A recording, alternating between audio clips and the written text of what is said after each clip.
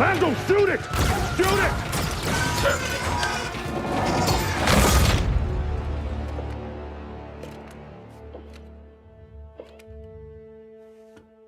Now that's using your head. And we are back. It has been 10 years since our last podcast, but that's okay because we're back with everyone's absolute favorite, greatest topic of all time, Star Wars. What are your thoughts on Star Wars? Seriously? This is like episode 30, isn't it? I love Star Wars. Everyone loves Star Wars. We love Star Wars. You love Star Wars. I love Star Wars. If you're here at the channel, then you should know we like Star Wars. We have got enough of it on here. That's true. It's been a little while. We've had a hiatus from it. Disney hasn't been it's doing the bad. It is Star Wars week. May the 4th was yesterday. It's Cinco de Mayo. Happy Cinco de Mayo, everyone. Revenge of the 5th. Even though this is not coming out on that day. That's okay. Still happy Cinco de Mayo. We're here to talk about, I guess, just Star Wars in general this year and what it's been like. I would say a couple hits, couple misses. You know, it's been an interesting first half of the year for Star Wars.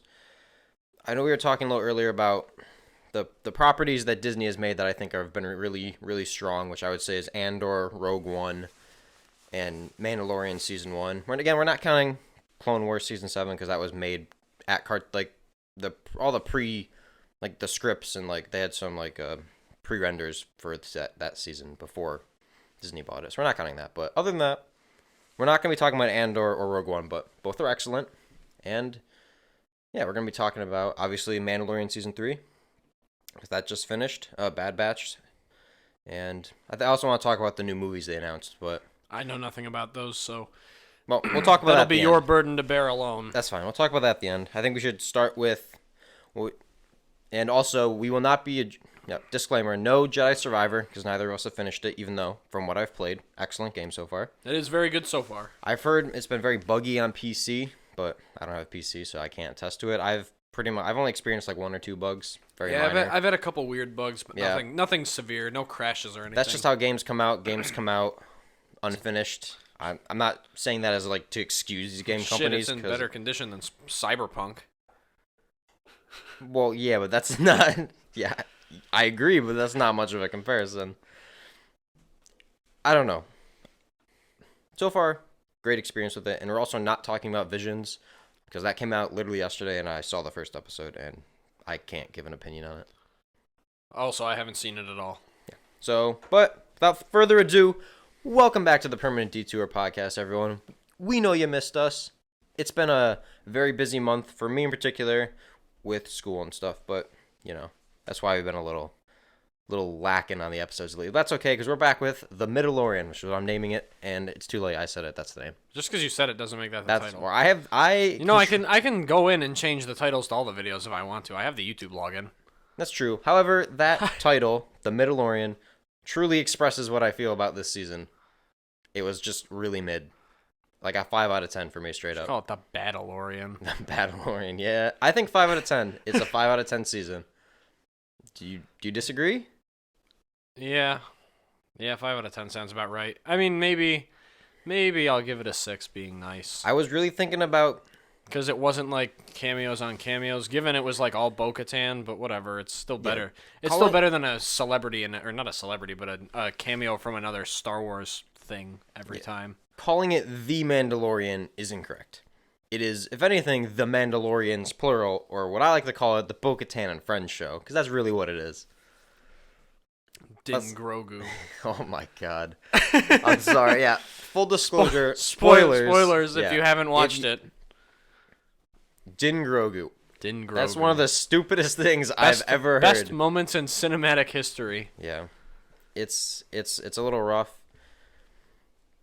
I don't want to just hate on the season for 10 minutes straight, but let's talk about what we did enjoy. I think we'll start with the positives. I liked the Praetorian Guards being introduced to kind of bridge to the sequels. That was good towards the end of the season. Yeah, the Praetorian Guards are cool, even though I think their fight scene between Din, Grogu, and them is a little cheesy. Yeah, it was kind of... Again, it's the same thing at the end of the show with the Looney Tunes ending. Grogu's just kind of making them fall over, and he's taking their weapons, and it's a very... it was cool to see him fight, but also it was a little cheesy. Moff Gideon's Mandalorian armor is cool. However, his big bad guy plot kind of flops at the end here. Okay, I guess we'll just get into that now. Yeah. We have to deal with the ending because I right. want to go over what I liked, but the ending is really. All right, we'll cover what we liked in a second. For whatever reason, you want me to give a brief recap of Moff Gideon's master plan? Yeah, sure, go ahead. Moff Gideon plans to build an army of clones, and he's angry because he can't figure out how to infuse them with the Force. Force-sensitive clones. And he's trying to make the Force-sensitive clones, but he couldn't figure out how to do it. Well, no, he did it, but Mando pressed the kill all of them button. That's right. button. Mando pressed the button on the panel that makes all of their tanks explode. No, that was the thing that upset me the most in that episode, is that if you watch, when Moff Gideon's watching the Mandalorian and Grogu on like his little like map, and he's seeing like the little red dots, seeing exactly where they are.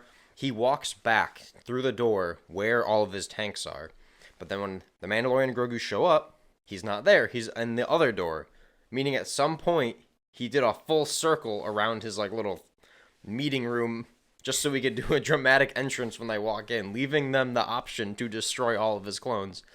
And why is there a button? Why is there the kill all just self-destruct button? It's not even the kill all button. The tanks, like the glass on them shatters and the water comes pouring out the front. I don't get it. Like Moff Gideon was such a cool tactical villain, and then all of a sudden he comes up with the stupidest plan in all Star Wars. And then all of his plan is, I'm going to build an army of God clones and no one can stop me. Like, first of all, that's like, Star Wars is a ridiculous franchise. Full stop. However, even that's a little far-fetched. Like, come on, bro. He also just becomes the stupidest villain ever. Like, again, like what we already said. Like, his plan makes no sense. And also, like, when he captures Din and then sends 2 random stormtroopers to take him to his cell or wherever. First of all, why didn't he take off his helmet? That would have been, like, the most evil thing to do. Just take off his helmet in front of everyone. Yeah. I honestly really thought they were going to do that. And then he just has the 2 jetpack troopers take him away, and then, oh, wow, Din kills them. Who saw that one coming? Yeah, additionally, now that you mentioned that, Din's helmet never comes off. Sorry, Din Djarin's helmet never comes off, not Din Grogu's. Yeah, not Din. We don't want to get him confused anymore. Yeah, don't want to get him confused. Yeah, they get the same first name, or apparently names are backwards in the Star Wars universe. I don't know. Like it's Japan, stupid. where it's like family name first and then first name. I have no idea how it works. I'm not gonna pretend to understand. All right. Yeah, let's just be honest. That last episode, while I don't think it was awful, it wasn't as good as the end of season 1. Oh no, season 1 is still the best. I know. Even season 2 is really good. That's the problem. Season 1 and 2 are so good that it makes this season look so much worse in comparison. Because I know they can do better. Well, I mean, what happened is exactly what I thought was going to happen, where season 2 wrapped up so well, The Mandalorian, that the third season felt kind of forced. Yeah. And it's not the worst thing I've ever watched, but it's just not as good as the other 2 seasons. Yeah, this season 3 ending was the most safe, basic ending they could have ever gone with. Yeah. Like, they didn't take any risk. And honestly, and I truly believe this, I think Boba Fett, those 2 Mandalorian episodes, ruined both Boba Fett, and it ruined this season too. 2 birds with 1 stone. Like, in terms of Boba Fett, while I don't think that show was great, and those are the best episodes in that show, they should have been in this season. Yeah. They should have been, the whole Luke and Grogu thing, it should have been in this season. And that should have been, like, episode 5 of this season. Yeah.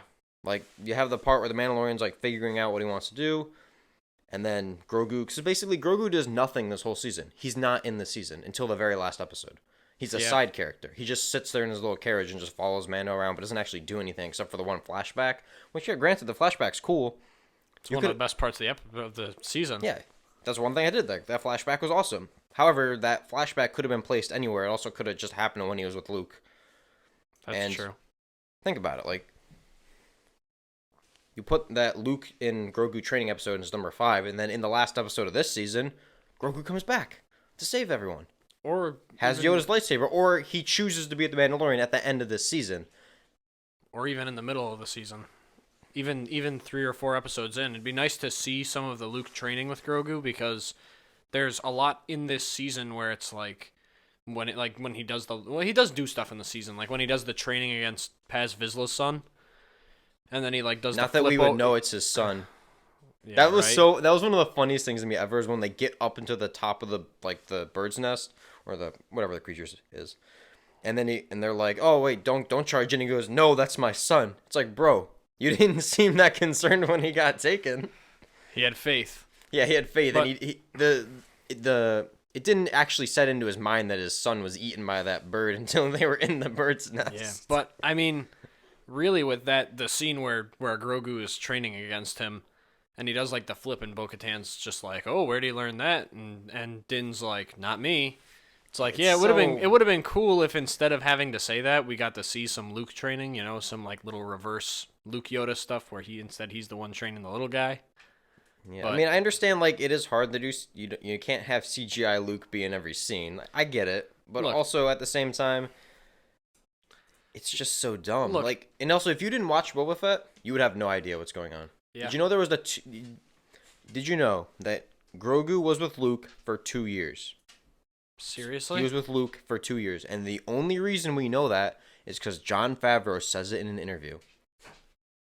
Like that seems like relevant information. How is that not? Yeah, what? I never even knew there was a 2-year time gap. Like, think about it. Star Wars. Me and you, we just saw Return of the Jedi in theaters, right? Epic. It was so much Great. fun. Great film. Still probably my least favorite of the original trilogy, but still an extremely solid film. And every Star Wars movie ever has done this. The rolling credits, explaining things that you need to know before watching the movie. Is it that hard to expect at the beginning of a season of a Star Wars show? You explain that Grogu was with Luke for 2 years and he learned some stuff. That's it.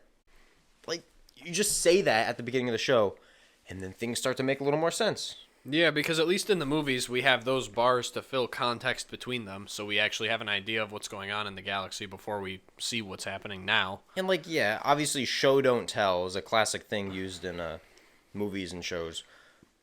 But still, like, we're talking about such an expansive world and such a big story that me reading 30 seconds of text to have some context, I'm okay with if the rest of if what precedes it is really good. Well, also, they don't really show us how much stronger Grogu's become. I guess He doesn't. until, He can just do flips now. yeah, like until like the last episode where we see him like disarming the Praetorians and stuff, which is cool. But it's like I didn't until just now when you said that I had no idea he had this extensive of training. Exactly. How else would you know? You should not be learning this information in a random interview Jon Favreau does. Again, it just goes back to the Boba Fett thing. That was such an awful thing. I don't necessarily blame Dave Filoni and Jon Favreau for that. I'm pretty sure it was either Kathleen Kennedy or another executive who decided that we need Grogu in Boba Fett, and Grogu needs to be in all of season 3. Because you got to make the Grogu quota on T-shirts and plushies for the year. It's just so dumb. Plus, it's been like a 2.5 year gap between season 2 and 3. Way too long. Way too long. There's a reason that season 3 is doing not as good as the other two in terms of viewership. Because people lost interest. Or people watched Boba Fett and was like, wow, that was terrible. Why should I watch season 3 now? Yeah, honestly. Because whether or not you like it, Boba Fett is, in practice, Mandalorian season 2.5. Yeah, really, that's all it is. And It's just a bridge.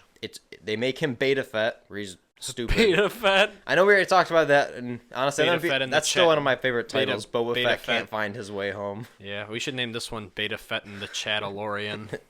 But it's not the Chattalorian. It's the sit there and be side character. Well, he is the Mandalorian. Chattalorian. Just season 3 sucks.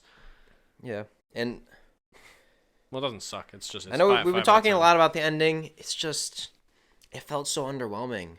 Well, yeah, because it went from like They destroyed the Gideon was Darksaber too. We haven't talked yeah. about that. Well, yeah, but like Moff Gideon was this very like conniving, intelligent villain, and then he gets the Disney villain treatment where he's like, haha, actually, secretly, I have the most evilest plan I ever conceived in the galaxy. It's so dumb. And it's just like, oh, what? Like, this is your big plan was to make 1 billion Force-sensitive clones of yourself?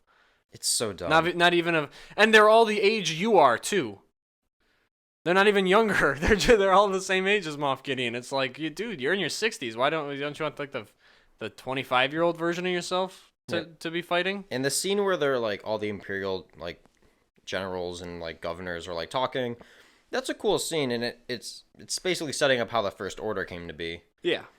But also, it kind of felt like an advertisement for Ahsoka. They're like, oh, guys, Thrawn's amassing this stuff. Get ready for Thrawn. Yeah, he's amassing his army outside the galaxy. It's like, yeah, that's cool that you're talking about him.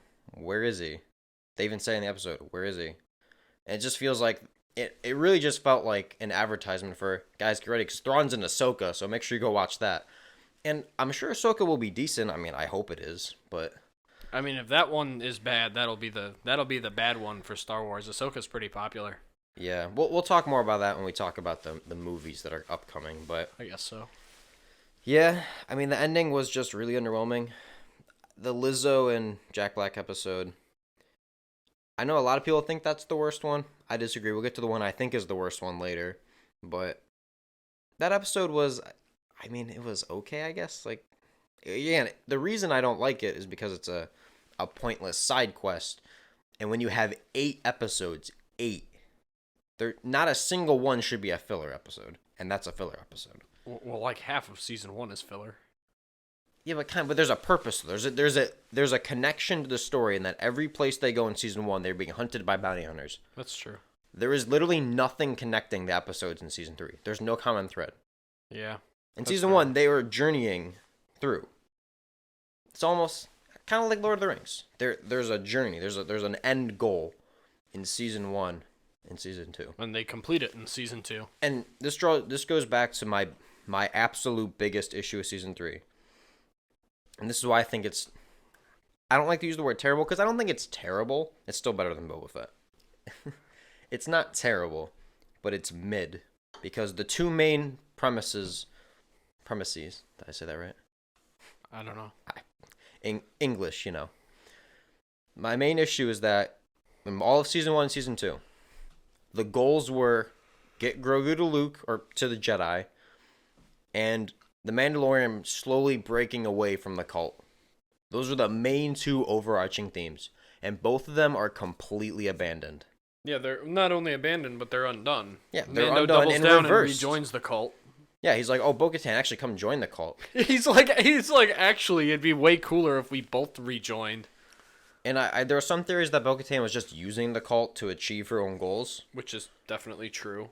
It's true, but I think that honestly would have been cooler if she was just using the cult to then become ruler of Mandalore again, because that actually seems like something she would have done. Yeah, it's much more in line with her goals. That's something that her Clone Wars variant 100% would have done. But I think this variant of her is the Disney variant, where she's like, I just like being part of the group community again, which is honestly still a good... I'm just glad to be part of the group. It's like, even that I can understand in a sense, but again, it wipes away all... It just makes... This season makes season 1 and 2 feel so unimportant. And that's my main issue, is that the first 2 seasons are so much better. All of the story progression's gone, just because they needed to have Grogu back, which I truly believe is the one thing that destroyed this season. Yeah. If it was the Mandalorian, even if he tried to get back on the cult and had like a little bit of a relapse, that's fine.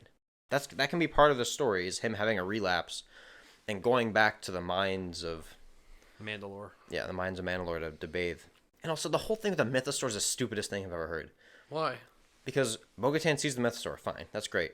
Then she goes back and talks to the armorer. She's like, I saw the Mythosaur. I don't believe you. Next episode. Actually, the rules don't apply to you anymore because you saw the Mythosaur. Like, what? The armorer doesn't say that she doesn't believe her. She says she doesn't believe her. Basically, when they're talking the first That's time, not she's like, everyone, it's like the Mythosaur. She's like, oh, the Mythosaur, like, is for all Mandalorians. No, she's like, that's a powerful vision. Yeah, but... And then she's like, no, I saw it. And she goes, oh, well, one sees all kinds of things when you walk the way of the Mandalore. It's just so dumb. She doesn't say, like, I don't believe you. She just kind of leaves it neutral. It's really stupid that all of a sudden the rules just no longer apply to her, to Bo-Katan. It's like, okay, I don't know, you don't need your helmet anymore. It's just so dumb. And, yeah. Do you have any thoughts? No, I'm kind of over the Mandalorian now. Can we go on to what's good? No, we have to talk about the one episode. Which one episode? Oh. I don't know. Coruscant episode. No, we don't. Yes, we do. No, okay. Nope. If it comes up, you can skip it. We're talking about it. I don't want to. That was the worst episode by far. Yeah, because it had nothing to do with the rest of the season. And I understand that episode was supposed to be in Rangers of the New Republic before that show got cut. it was a waste of an episode. Watching that guy go to his 9 to 5 was one of the most boring things I've ever watched. I know some people liked it because like it did world building on Coruscant, and that's fine. It has no place being in the Mandalorian though. It should have been a different show. It was supposed to be. They should have kept it there. And if they're gonna scrap that show, they should scrap the episode.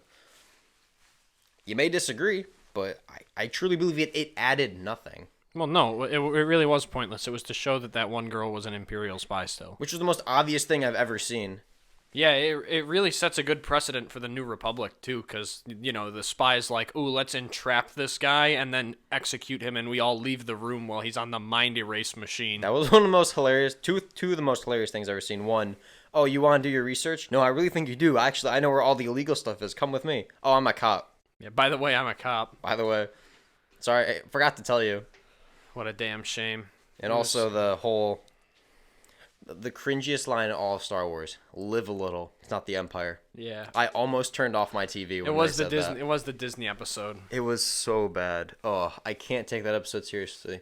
And the only reason that episode exists is so that you know what that mountain is in the next episode for the flashback. Yeah, in the flashback, not even in the episode. They're not even on Coruscant. It's in a flashback. Yeah. To wrap it all up, Mandalorian season 3, not great. If you enjoyed it, Not great, but not the worst. if you enjoyed it, I'm happy. I'm happy you were able to get more enjoyment out of it than I was. I honestly don't know what they're gonna do with season 4. How they could do it. I mean, honestly, it basically it feels like the show wraps up, like it's over. Yeah, but they're It's gonna like, oh, we're force just. it. It felt like they're pressing the reset button, like back to season 1, just Grogu and Mando bounty hunting adventures, which is like, it's fine, I guess, but it's just. I hope they Rick and Morty it. I don't know. I really don't know where they're gonna go. Call it Din and Din. Yeah. I have very little nice things to say. Let's However, move on to something better. That is not the case about this next show, Bad Batch Season 2. I actually do have nice things to say about it. Because I genuinely believe it is an improvement on the first season, which I was not expecting. Oh, yeah. I would say it's definitely an improvement. The first season was a slow build. The first season is not bad. I don't think the first season's bad. Okay, I still believe that the very first episode, neither season, the hour-and-a-half long one with Order 66 and all that, I still believe that's the best episode. This is the coolest one, let's be honest. Well, yeah. I mean, plus it gives you a little prequel to Rebels too, with the Kanan.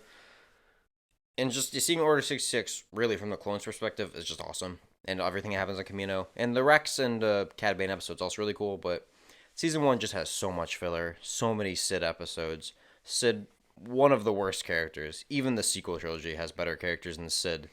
Such a terrible character. I hate her. Sid is pretty bad. Oh God, I hate her. Like, she's just annoying. She has no Well, at least reason to exist other than she's literally a video game character where she sends you on side quests. yeah, she's the Preston Garvey of Bad Batch. That's true. Another settlement's in danger. Go get this bounty. Listen, Goggles, another settlement's in trouble and needs your help. I'm sending you and your crew. It literally, half of season 1 and like a little bit of season 2 just feels like a video game. It's like, go do side quests. You know who Sid reminds me of? Who? Sid reminds me of Mac's mom from Always Sunny in Philadelphia. Isn't that a comparison that makes sense? Yeah, I can't disagree. Where he's like, "Hey, mom, look at this thing I did," and she's like, "Shut up, I'm watching TV." It's like the walking cigarette. That's like what she is. Whatever, she's a walking death stick. Whatever the Star Wars variant of cigarettes is. Oh God. Or I think that might be like psychedelics. Well, whatever. Well, at least in season 2, you can have some consolation or some solace in knowing that she's barely in it, and the episodes that are focused around her have actual value of making her hateable. Like the Bad Batch has disagreements with her and stops working with her, and it's like, yeah, finally you realize. Yes, that finally the show improves dramatically. Finally. Because they're like, oh, we're stranded on a planet, Sid, can you send a guy to pick us up? And she's like, no, walk, and then hangs up the phone. That is one of the... I love Dave Filoni, don't get me wrong. I love Dave Filoni. The things he's done for Star Wars are amazing. However, side characters are not his strong suit. They're just true. Not. Again, Sid being probably the prime example. Well, I mean, Sid is bad. Sid is not a fun character.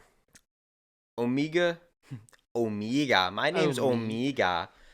We got Tik, Raka, Tik, Honta, Iko, and Iko. Iko. That's like. I guess you got Rick. I guess you have Ricks too.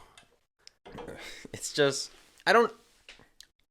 Okay, I do hate Omega, but I don't hate her in season 2. She's much worse in season 1. That's true. Because in season 1, it's like, oh, she messes up and then they get in trouble, which is fine. I understand that's gonna happen, but it happens like every single episode. It's like, oh, she goes off and does something stupid, and it got old. It's like, yeah, that has to happen a couple times because she's a kid and she's gotta learn. Fine, but they just did it so many times, and they did it again where they're on the planet in season 2 and they're on Count Dooku's planet. Oh yeah, she does it again, but that's really the only time she does it in the season, which was like, yes, finally, like. She kind of takes a back seat and just becomes more part of the crew versus in season 1, she's a lot more of the focus. And I think she just, as a character, is a lot better when she's just a normal part of the crew and just helps them out and isn't just like causing danger every episode. And also, what I will say makes the season a big improvement is here's your spoiler warning, I guess. Echo leaves.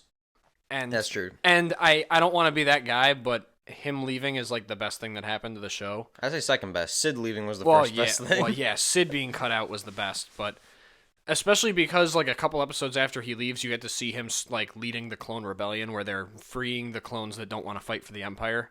Yeah, I mean, the problem is that him and Tech always kind of occupied a similar role on the team. Yeah. Versus Crosshair, well, who does something different. Now you don't need to worry about that. Yeah, okay, we'll get to that in a second. I think season 2 overall, the first half is fine. Not even the first half. I'd say like the first third. The first third is basically just a continuation of season 1 where it's side quest and none of it matters. But the moment those 2 Clone Wars episodes hits, every single episode is really good. Yeah, because it becomes Clone Wars. It's like the show finally like gets a kick in the head and remembers, oh yeah, we're a Clone Wars spinoff, and then starts doing cool stuff with the clone troopers. It was so cool seeing like really like Palpatine basically doing a 180 maneuver on everyone, just outclassing all of their efforts to immediately get his stormtrooper army. It was so cool. And seeing that you saw the politics, you saw like that was actually one of the coolest scenes I ever. And it's a returning character from Clone Wars. It's a senator we've seen before, but not like the major one. She had a back seat, but she was in like an arc or 2.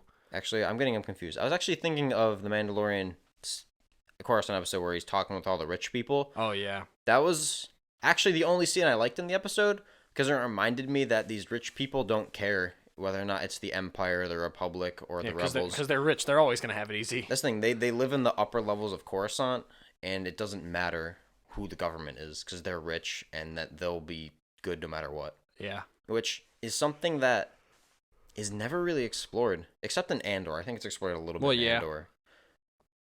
I want to see more. I hope they do it more of it. That's a little side tangent, but I hope they do more of that in Andor season 2.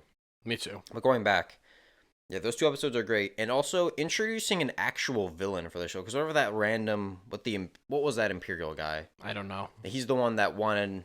He's the one that got arrested during the Coruscant episodes in Bad Batch, because like he was the one that was like kidnapping clones and like silencing them. He wasn't that strong. Versus Dr. Hemlock is a much stronger villain. Yeah. Also. The 2 Crosshair episodes were arguably some of the best that I would say not even the Bad Batch has seen, but I would say even the Clone Wars has seen. I wouldn't say more particularly the second of the Bad Batch or of the Crosshair episodes. No, I think the first one where he's on the snow planet is much stronger. That's the one I was talking about. Isn't Commander Cody in it too? Oh, sorry. Yes.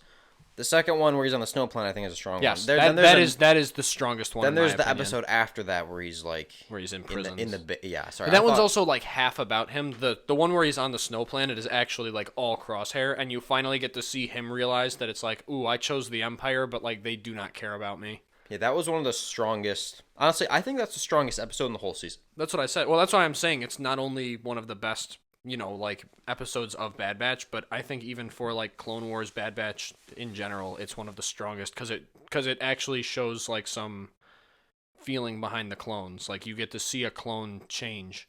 Yeah, which is not common in Star Wars. Usually clones tend to stick to their nature. That was one of the other things I really didn't like in this season was Cody.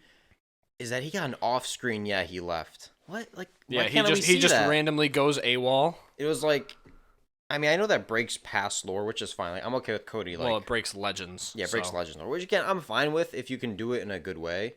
But it was just like I think the episode every scene he's in is really good, but then all of a sudden like whatever the Imperial guy's name, I totally forgot his name. That's how unimportant he is. He just wasn't a very intimidating villain. He just goes, "Oh yeah, Cody like went AWOL." It's Yeah. like, well, why can't I see that? Like, why I want to see him. Well, yeah. Like, I hate that Cody's such an integral character. The only clone He's in him. Clone Wars who's in the movies. Yeah, Besides, right? like, the other commanders that are in the Order 6016. But really, Cody's the only one that has... Most of them aren't even really in Clone Wars, though. Cody is the only clone character that has lines in both a movie and the show. Agree. Oh, yeah, that's true. I guess agree technically does in the Order 6016. But I guess you could say Appo does, too, if he's in... If he has any lines in the Jedi Temple. You know what I mean, though. You actually see Tamara Morrison as Cody in Revenge of the Sith. Cody, like, You doesn't have don't his see helmet that on. for any of the other guys. And you can also tell in the few scenes he's in that him and Obi-Wan have a personal relationship. Yeah. He's such an integral clone. Number 2 after Rex, really, if we're being honest. What do you mean? He's above Rex. Rex, I think, has surpassed him in popularity. Well, in popularity, yes, but Cody is like the highest ranking commander. Oh, no, I'm not talking about, like, their military stats. I'm talking just terms that's what I was like... No, I'm talking in terms of their importance to the franchise. yeah. He's number 2 to Yeah. Rex at this point. Rex is just in more stuff now. Well, that's because of his proximity to Anakin. Yeah, that's true. But for him to get such a lame off-screen, yeah, he went AWOL, I mean, I really hope he's in Season 3. He should be. Me too. I think because he went AWOL and he's not dead, He needs a proper he should be in there. conclusion to I'm his wondering. character. I'm wondering though if they did that off-screen thing so that we can see him pop in with Rex. Maybe. I could definitely see him being with Rex in the Rebellion, which I guess, it's not really a spoiler. The Rebellion's going to fail. That's where it's leading. That's where the show is leading because it has to.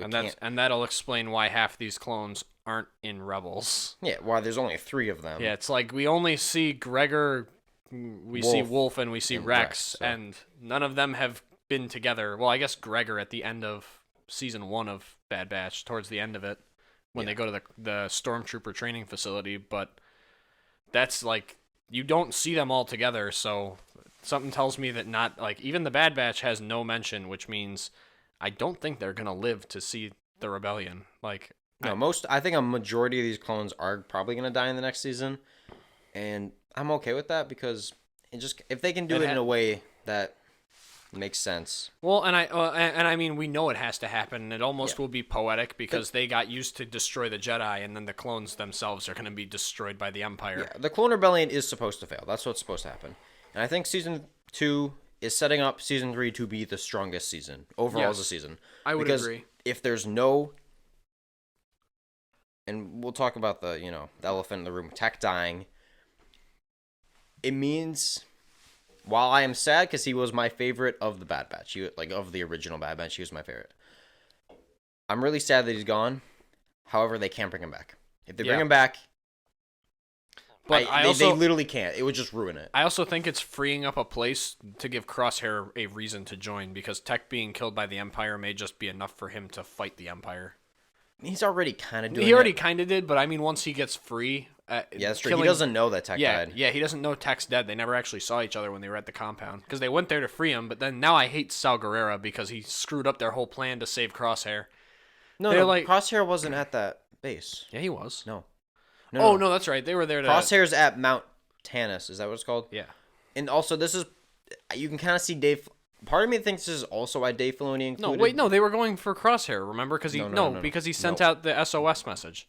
Yeah, but they weren't going... The facility they were going to is where Moff Tarkin was. That's not where Crosshair was. Crosshair is at the cloning facility. I think it's Mount Tannis or Tantus, whatever it is. I don't know. It's the secret... Remember, they were trying to discover the location of where Crosshair was. That's right. Yeah, they were going through the computer. Yeah, so he wasn't... Crosshair was not at the base they were at. Well, yeah, Saw Gerrera's Saw Gerrera doing Saw Gerrera things. Now Saw Gerrera is an asshole because he screwed up their whole plan. Well, he's just doing what he always does, which is being a terrorist and blowing up stuff. That's like his MO, basically. Yeah. But also, yeah, bringing Tech back would ruin. It just would. It may. There's no. They're gonna do it because it's Disney. But nobody could have survived that fall. Yeah. Oh, here's his glasses. We didn't find the body. Like, it's like I really hope they don't bring him back. They shouldn't. Because this sets up season 3 to have no filler. Well, yeah. There should not be a single filler episode. If I see one episode in season 3 where they go off on a bounty hunting mission, I'm going to be so upset. Oh, shut up. If they have one episode of filler out of 16, who cares? Yeah, I know, but I don't want to see any filler episodes. Neither do I, but it's gonna be there. Yeah. I really wish they introduced Dr. Hemlock earlier. Me too. He's such a cool character. He should have been introduced in season 1 at the end. Yeah, I guess. Or even at the beginning of season 2. Like, he should have been introduced early. But we had to see the last villain fail, though. We had to see him be exposed for destroying Camino. Which also, side note to It's Always Sunny in Philadelphia, the actor who plays Dr. Hemlock is one of the Irish brothers in It's Always Sunny in Philadelphia. Oh, really? One of the what are they called? The O'Neill? The McPoyles? Yeah, the McDoyles. Sorry, I'm not great with names in that show, but McDoyles. He's one of them. He's like the main one. It's really cool. Once I heard that, I could not unhear it. But I think Dave Filoni's showing his hand a little bit in terms of, like, obviously we know that the reason they're doing all this cloning stuff is because Palpatine wants to clone himself. Well, which yeah. Part of me thinks that's also the reason they included that Coruscant episode in The Mandalorian, because Dave Filoni wants that cloning arc to be present in every show. He wants it to be clear that's what's going on. And while the reasoning behind it is almost certainly just so they can explain how Palpatine gets the cloning abilities for Episode 9, I really hope it's more than just that, even though I doubt it is. I think they're just basically setting up the foundations, because that's why he wants that cloning technology, is so he can clone himself, right? And this is why it's also stupid in The Mandalorians, because if Palpatine struggled this much to make a Force-sensitive clone, how the hell does Moff Gideon do it? Well, I think Moff Gideon is proof that it can be done. No, but it's stupid. How did Moff Gideon figure it out and mass-produced it while Palpatine couldn't? Just because of this one random scientist? Because Palpatine was dead. No, but like Palpatine had all of these years and all of this training and preparation. Well, this is a few years after his death. They've had a breakthrough after he died. A couple of years, all of a sudden, Moff Gideon, the one random scientist figured out. No, I don't believe that. Call it bad. What do you mean? Stupid. Call it bad luck. What do you want me to say? It's stupid. It doesn't make sense. Is what you should say. Because it Why doesn't make any sense. Why? Because Moff Gideon shouldn't all of a sudden magically figure it out. What is it? Not even 5 years after Return of the Jedi, just figures it out. Like what? No way. We don't see any of the research before then. Yeah, but Palpatine... We don't see any of the research in the show. We don't know how close they were. There's no way Palpatine, who started the research... What if they were like right there and then he died, and then Moff Gideon just used it for his own intentions? That would make no sense and be stupid. Well, because Moff Gideon... Okay, look, Moff Gideon even tells... Why are we arguing about the Mandalorian? We're done with this topic. No, we're not arguing about the Mandalorian. This is a general Palpatine thing. No, we're arguing about the Mandalorian because of Moff Gideon's role in it. Because it's a stupid plan. It's a stupid storyline. In the scene where Moff Gideon's talking to the Imperials, like the officials and stuff, he's even like... He's like, oh, no, I was using Dr. Pershing for something else. I have no interest in cloning. Like, he's clearly trying to keep his secret. He was lying. I know. It's like, so...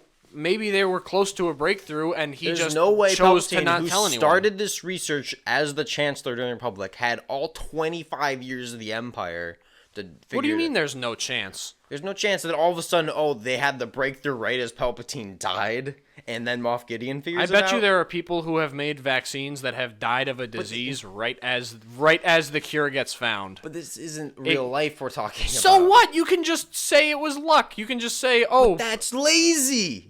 So what? It's Occam's razor. The simplest explanation is true. That has nothing to do with what we're talking about. What do you mean? I'm telling you that's how it is. You seem to be missing the point. You're probably right, but it's stupid and lazy. Who cares? We can't change it. We can't. You're right. What? That's not the point. The point isn't saying we should change it. It's that it's stupid and bad. The ending is stupid because I think it unravels Moff Gideon. I don't care about the cloning. I don't care that it's like, the Emperor missed it, but Moff Gideon has it because it is still an objectively lazy and bad storyline. Also, who's to say the Emperor didn't have it? There are 100 clones of him in Episode 9. He's got a whole army of them. Maybe he's just been mass producing them over the last decade. It's just dumb. That's all I'm saying. It's dumb. Yeah, I know. The technology could have been there because clearly it works and there's clones of Palpatine. He was just waiting. It's his final plan. No, not the final order. I almost had a really bad order. slip up. The final order. No, it's just whatever. And it's all part of his big Sith plan. Maybe he let Moff Gideon have it on purpose. See, in Episode 9, they use that line and they can write out anything. We're done. We're done talking about it. It's over. Conversation over. The last thing we want to talk about before we wrap it up is Well, I don't want to talk about it. I don't know anything about it. What do you mean? I don't know about any of the movies that are coming out. No, we're talking about Bad Batch. Omega's sister. Yeah, it's very dumb.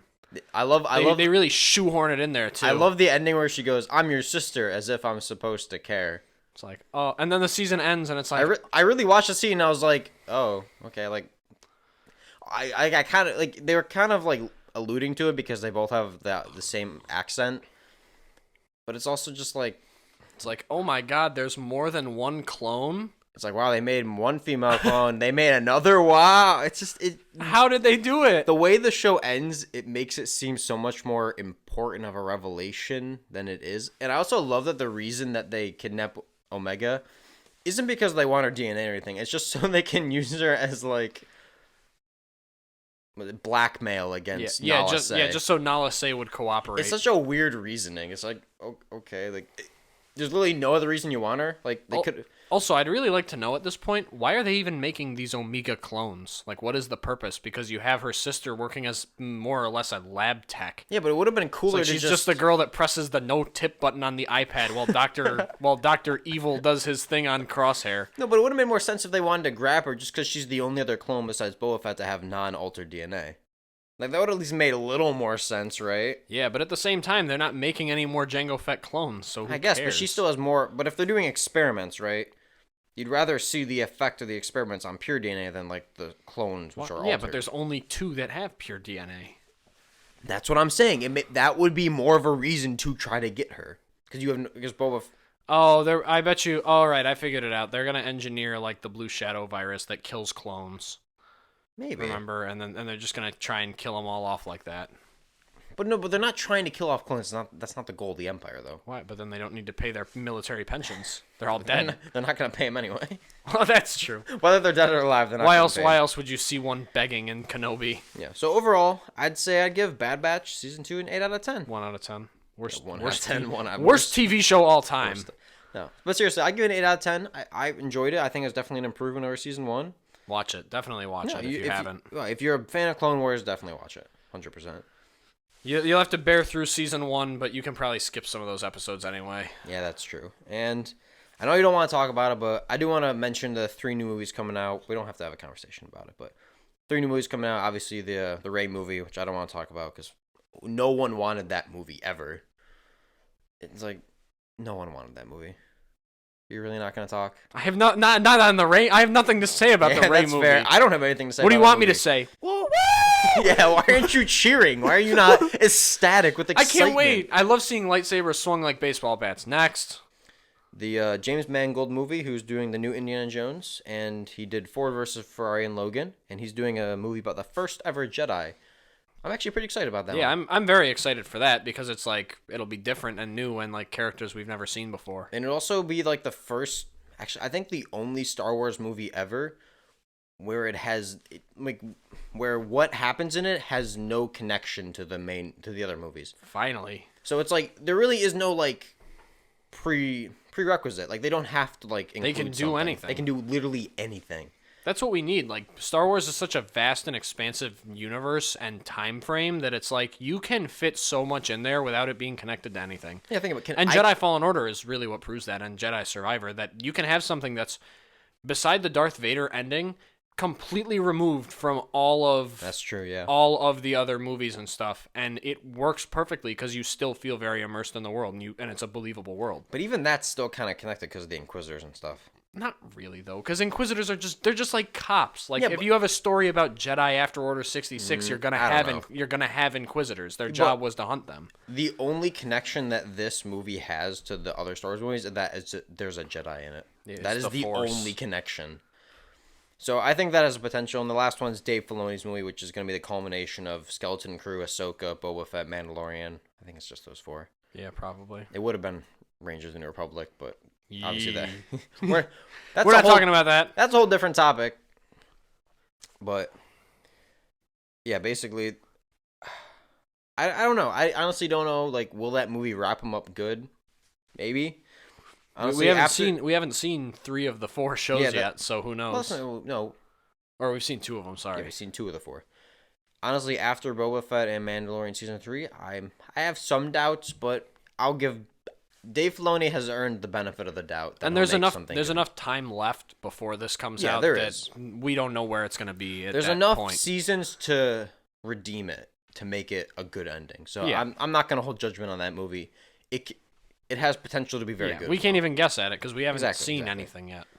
So Well, maybe yeah. maybe the Acolyte will be part of that too. No, Acolyte's separate. Takes place before Phantom Menace, I think. Awesome. I don't think it's connected to anything, but unfortunately, Kathleen Kennedy's in charge of that show. Well, maybe it will. Hey, well, I mean, maybe it will be okay. We'll see. I'm honestly, more Sith stuff is always welcome. That's true. So yeah, I think that wraps up this episode. Yeah. Happy May the 4th, everyone. Even though it's Cinco de Mayo. Well, it's Revenge of the 5th. Happy Cinco de Mayo, May the 4th. Yeah. Um, Go buy your Lego Star Wars sets. yeah, don't forget There's to not do that many. I will be picking up that Super Star Destroyer because that one's pretty cool. That is definitely a need for me too. Yeah, that one's really cool. Just because that's also like my favorite capital ship in all of Star Wars. Oh, it's so cool. I mean, they're like the stupidest thing because they're city-sized capital ships that if you blow them, if you blow them up, you kill like 60,000 crew and people. So it's like, yeah, it looks really. It's cool, like, damn, that was a waste, but it looks so sick. So it's like you gotta have it, you know. That's true. I mean, yeah. So hopefully you guys. I know a lot of the stuff is sold out, but hopefully you guys got your Lego sets. And yeah, Star Wars. And I'm sure this will be out after, but I hope you all have enjoyed your Star Wars week. Yeah, hope this you is had a our great Star Wars week episode. We're missing a little bit, but that's okay. But I think it's, Star Wars. I still love it, even though I have my fair share of issues with it. But that's just because we love it. Exactly. Like, I want it to be as good as it can be, and honestly, there's at least enough stuff on the horizon that I think that the next 4 years of Star Wars will be better than I really hope are better than the last 4 that we've had. Because I think Andor Season 2 and then a couple of these movies have potential. There's some potential. But, however, I will say that Mandalorian Season 3 has, let's say, lowered my expectations. That's true. Slightly lowered. Yeah. But a small graze on the ego of Star Wars. Mando Season 3 definitely bruised that ego a little bit, but I guess, honestly, it'll be up to Ahsoka. Ahsoka will be the tell. That's true. If that show's really good, then hope will continue. If not, yeah. Well, as usual, thank you everybody for watching. If you've made it this far, yeah, thanks for watching. If you've everyone. enjoyed the video, like it. If you didn't dislike it, leave a comment. Let us know what you thought. If you disagree, what you're excited for, what you're not excited for, what you thought. Just thank you for listening to this point. We really appreciate all the support. We're sorry we've been away for a little bit. Don't worry. This summer we're gonna pick it back up. Well, we're promise. not sorry. We're not sorry we've been away. I'm sorry. I'm not sorry. We were away. It's okay. It's the way she goes. Life goes on. For all of you that have stuck around and are tuning into this episode after our brief hiatus, thank you. Yeah. And even the people that didn't make it this far, thank you for watching it all. We got exciting episodes coming up for you all. Hope you enjoy, and we'll see you all next time.